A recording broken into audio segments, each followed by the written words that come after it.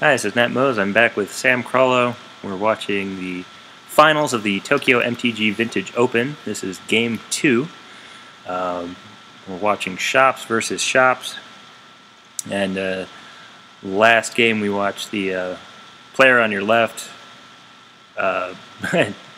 take a mulligan to 6 and dominate with it. He had Crucible of Worlds and Wasteland early, and his opponent just could not catch up past a Chalice of the Void, and scooped to the Crucible plus a Staff of Nin.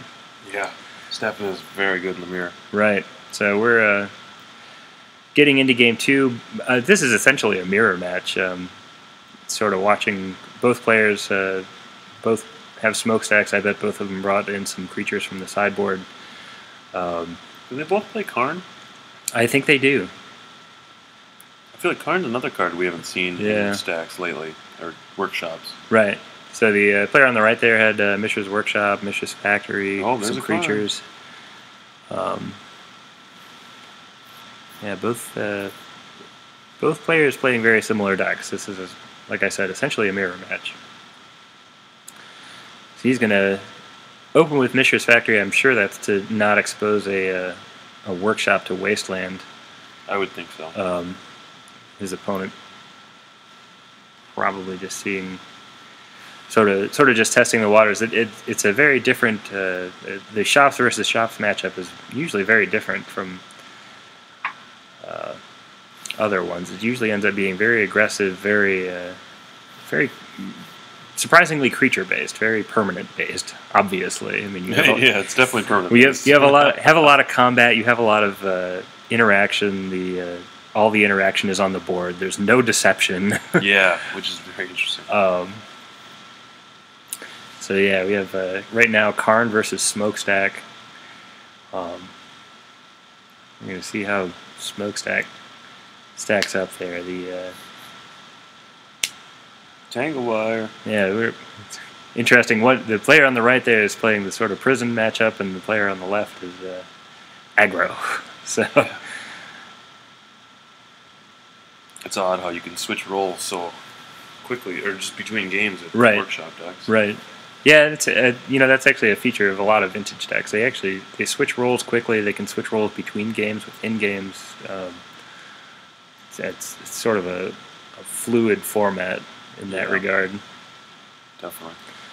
So yeah, both players trying to keep up with the smokestack there.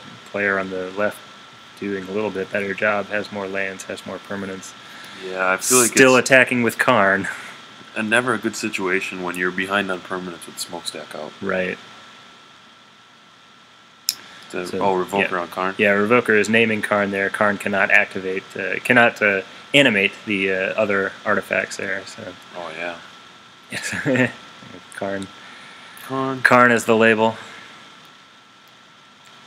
We're going to have to figure out what's getting tapped to that smokestack, or what's getting sacrificed to the smokestack and tapped to the Tangle Wire. Everything basically shut off this turn that smokestack is on 2.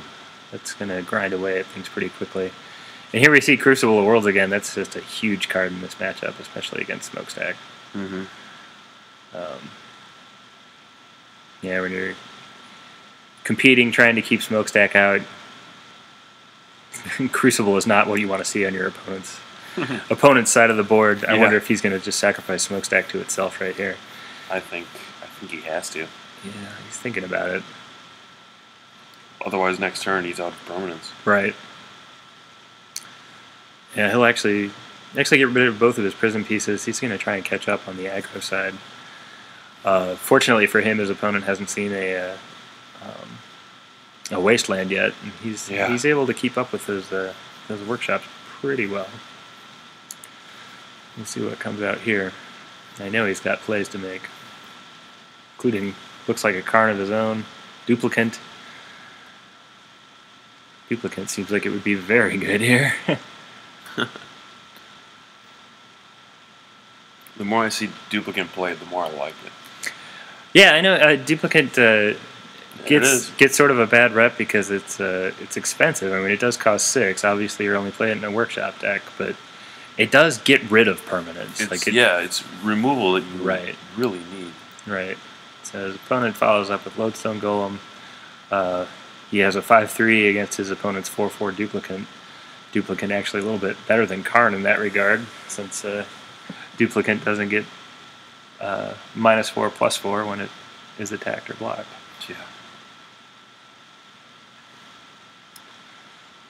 So, both players, like I said, they're going into a creature-based mode here. I'm not sure we're seeing a lot of control pieces, so to speak. No spheres, no smokestacks, no tangle wires right now. The only thing is that Crucible. Mm-hmm. Crucible definitely makes things interesting. Yeah, Crucible is, like I said, it's a game changer. We have Duplicant attacking, and looks like no blocks. And there's there's Tangle Wire. He's going to try and slow things down a little bit on the board.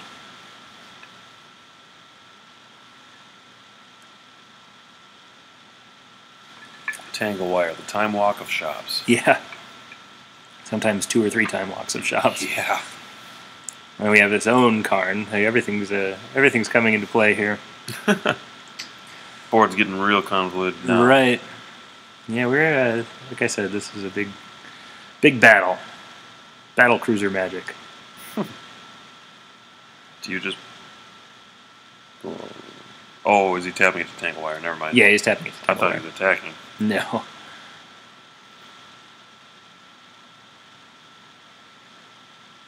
I think 6 mana available. Right. Yeah. Still able to do everything. Yeah, he can. I think. Yeah, he has his own Duplicant here. Oh, good. We're gonna trade permanents.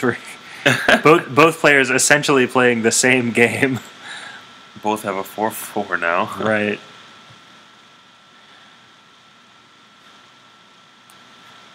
See, and that Crucible's coming back, making itself known, bringing back more mana. I mean, he can pretty much do whatever he wants. He'll be able to.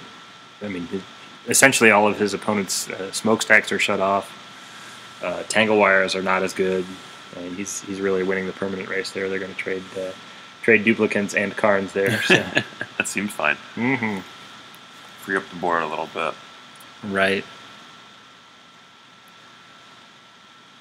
Yeah, I guess it's sort of like canceling equations. You can pretty much just cut off things that are the same on both sides. Yeah. So we have Lodestone Golem versus Lodestone Golem. Equals 1. Yeah, maybe we'll get rid of those two.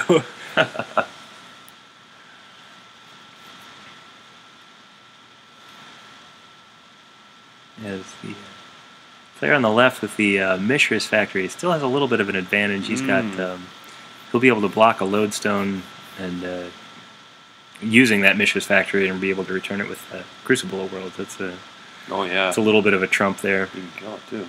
Yeah. Yeah. Tangle Wires gumming things up. Like I said, both players have a lot of permanents in play. They're not too upset by those. Both players with multiple workshops, which is really speeding things up. Yeah, mana is not a concern. And there's a Tolarian Academy too. Oh my gosh! Steel Hellkite. With the Tolarian in play, if that Hellkite hits, that's basically game over. Yeah, that'll go pretty quickly. I mean, his opponent is at 16, and it's 5. He'll still take a couple of hits, but that'll go quickly if he can. He can start clearing off his opponent's board even. Right.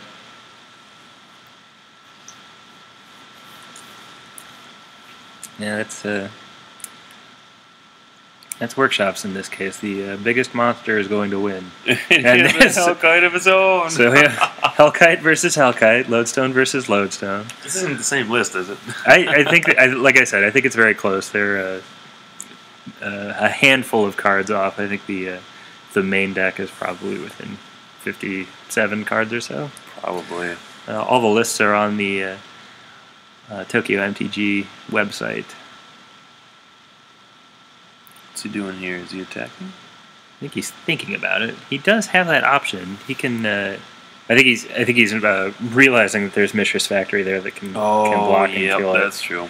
He's not worried about potentially trading with that Hellkite. but he doesn't want to lose the Lodestone Golem to that Mishra's Factory.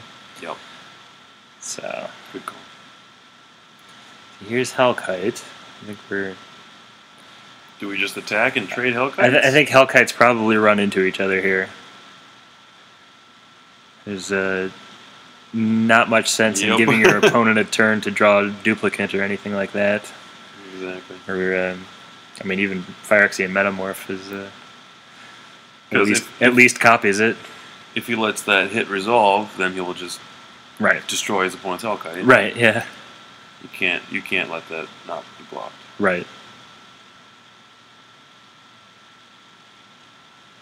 So, yeah, little by little, the board is simplifying. Running out of counters on the Tangle Wires. Creatures are dying. Another card. Now his own Revoker is shutting it off. You still have a 4/4 Yeah, I think it's fine. or a 0/8 wall, which is also pretty decent.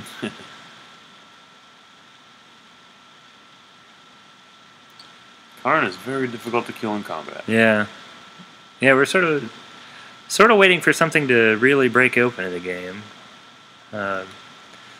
Both players are relatively high life. They have a 10 on the left and 11 on the right. I mean, we're essentially neck and neck. Yeah. Nobody a clear favorite right now. Like I said, the Crucible is still what's turning the tide in my mind. I think If he draws a Wasteland, I think he will be very far ahead, but we haven't seen one yet. Yeah. Yeah, the player on the right is fortunate that he has just enough mana to do what he wants to do, but is still is continuing to draw threats rather than mana. The player on the left is drawing more mana than actual spells. So, and like I said, there's the duplicant picking up the Lodestone Golem. Player on the right definitely leading in the aggro category. Alright, so we get 9, 10, 11 damage in? Well, he's going to block the... oh, yeah, he's got the factory. He's probably going to block... He's got to block something. I'm not sure whether he'll trade with the Lodestone or block Karn. I would trade, though. Yeah, I think so. He's got Crucible. Yeah, he's got Crucible and can bring that back. You don't want to block Revoker since it's right, Karn. Right. Yeah, so we're going to... Like I said, things have sort of turned around. We're player on the left now at 4. He's got a Revoker. He's got to figure out a way to block several creatures next turn. What do you mean with this Revoker, Lois? Or is there like Staff of Nin maybe? Yeah, Staff of Nin might be... Well, Staff of Nin removes Revokers, so probably that. Oh yeah, that seems alright. Yeah. That's relevant. It looks like what that's naming. So there's... So we have Phyrexian Metamorph. This card. And he's paying the blue for it. He's going to copy Duplicant. And let's see. Eat the duplicate with the duplicate, maybe? I think he's deciding what he wants to do. His good options here are either to copy Duplicant and take Karn, or copy Duplicant and get rid of Duplicant. Yeah, he goes with the duplicate. So he's got a 5/5 or a 5/3 Phyrexian Metamorph that's a duplicate. And he still has the Mishra's Factory that he can use to block. I mean, that can shut down Karn all day, and the 5/3 will block any of those Revokers. He would still take 2 this turn if he gets attacked. Oh yeah. And that his life is becoming relevant. Obviously, he's shutting off his... Oh, he has a Metamorph on the right. Oh, does he? What's going to happen here? Well, if he has Metamorph, then he... Do you take Crucible? No, he copies the duplicate and eats the duplicate. I wonder if it... Yeah, that seems fine, because then you have way more pressure on board. Well, then he has... yeah, then you can probably just swing for the win. He can swing for the win. Yeah. Okay, so, this is better. So Metamorph copies the Metamorph that's a duplicate, copying a Lodestone Golem. We scoop him up. Yep. Removes the duplicate, leaves himself open for the win. So there we go. Game 3.